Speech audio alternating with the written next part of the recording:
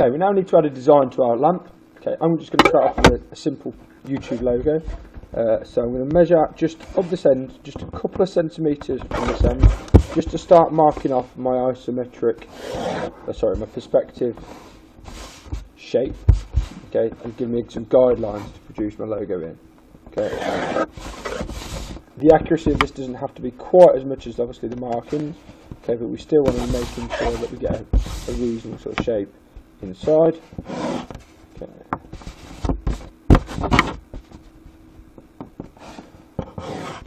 So that gives me my starter shape to start designing. You can see I've done it really lightly, because what I don't want to do is have these markings once I've finished necessarily. Okay. So a YouTube logo is just a simple sort of play sign or a play symbol. So I can, as long as I keep everything in perspective, okay, I can't go massively wrong. What I need to do is try and find the middle of this part here. So this measurement here is about 5 centimetres. So I'm just going to put a little mark on the 2.5 centimetre line. Okay, and just take sort of a guideline across. And then either side of that line, I'm going to draw my YouTube sort of triangle in perspective, making sure I'm going back to my vanishing point, 1 centimetre either side. Okay. Then what I'm going to do is take the play symbol, okay, to that central point.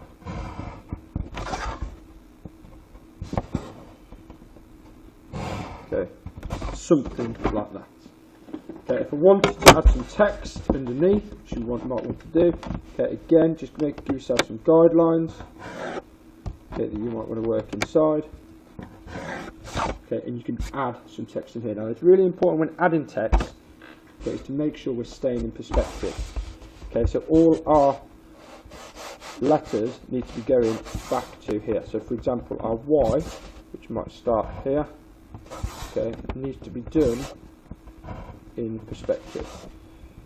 Okay, now you will have an opportunity to do your designs in 2D, because they are quite tricky to be doing them in 3D. Okay, just add the O on.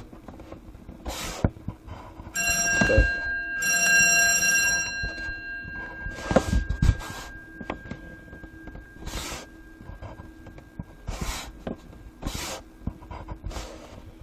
So you can see the key thing is everything is going across this perspective line. Okay, like so. Okay, now I don't want every single one of you doing YouTube designs, so I'm going to stop there and then just move on to the rendering. Okay. Now we've done rendering in the past. Okay, the key thing with the rendering is rendering needs to take into consideration where the light's coming from. Okay, so in our particular drawing, okay, the light generally will come from the top. Okay, but we need to have either a light surface and dark surfaces and darker edges. Okay, so we imagine our light is coming from this end. Okay, the top, we know this particular lamp is obviously the green acrylic. Okay, so what we'll do with a nice sharp pencil crayon, okay, holding it on the edge like so, okay, and we can just render very quickly over the whole thing. We're not putting much colour on, okay, we're just adding a small amount of colour, okay, just to give it some life. Well, as you can see, I'm being quite careful to try and stay within the lines, but obviously I do need to cover the side here, okay, and this side here. Okay. Don't worry about going over your logo at this stage, it doesn't matter, you can add to that in detail. Okay. What we will have is, although we've got this is all green, because the light's coming from the top, the sides will be noticeably darker. Okay, so we can almost add a second sort of coat of colour onto the sides. Not pressing down too dark, we don't want this to take too long, and we also don't want it to be too bright and too dark colours. Okay, so you can start seeing the colour now coming out all over. Okay, the bottom we know is hardboard. Okay, so I'm going to use a brown crayon. It's going to be darker. Okay, it's going to be the darkest wood that we use. Okay, so we're going to use that in just a single sort of brown colour. Okay, you can see I'm doing quite quickly, keeping it still reasonably light, even though it's a darker material. Okay, trying to keep the pencil so I've got the sharpest piece in, and just trying to stay within those lines. As you get towards the back, you might want to darken it up slightly. Okay, and that leaves us there. Okay, the next part we need to do is obviously add the material in, or sort of add a pine in here. Now I'm going to stick with my brown colour, okay, for now. Okay, I'm going to just do this a bit lighter though, so we're just going to shade over. Okay, just rendering really lightly.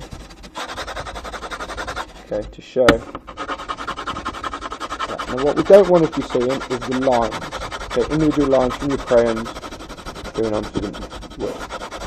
Okay, so that just shows here. Now if we look at a particular piece of wood, what we do see on the pine is the grain. Okay, now on this flat piece here we can see the grain going across the wood.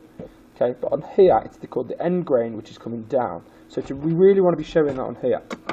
Okay, and the easiest way of doing that is just using a pencil and just adding some lines. The end grain is just a single sort of lines, and we can do them a bit sort of wobbly, just to sort of add the definition, and then they're a bit wider down the side. Okay, and we can just add those on. You can do this with a slightly darker brown colour, okay, or even a yellow colour sometimes works quite well, but they are reasonably faint. Okay, just to add and just to show they're not all uniform. Okay, if you want to go over them with a darker sort of a brown crayon, you can use the dark crayon that you've already used. Okay, and then just sort of go over almost the pencil line again, just to show that it is wood. By doing this, it just makes it dead obvious that that is a wooden material, because people who know wood will know that wood does have that particular grain. Okay, and we'll leave that one there. Okay, once you want to do the logo, if you want to go over the logo, this is where you can go with a slightly more sort of extreme colour. Okay, I'm going to use a red for my actual YouTube logo, okay, which I'll show now. Okay, what we need to make sure is we've got a nice sharp pencil.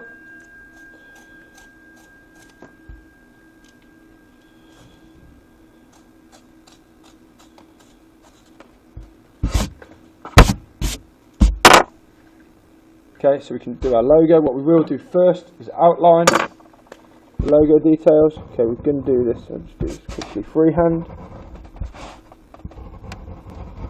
Take your time, get it right. Slight mistake there. Okay, and I will just go over the start of my logo here.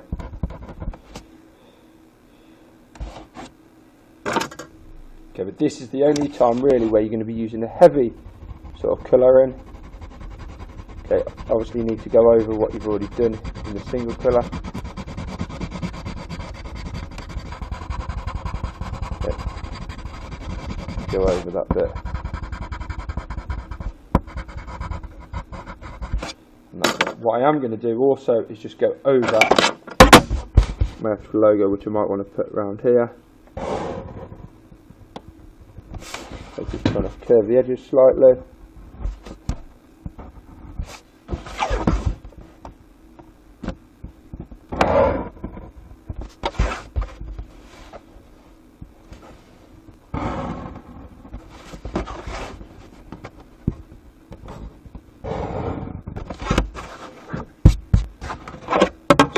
Obviously we'd finish off the YouTube bit, okay, if that was your design.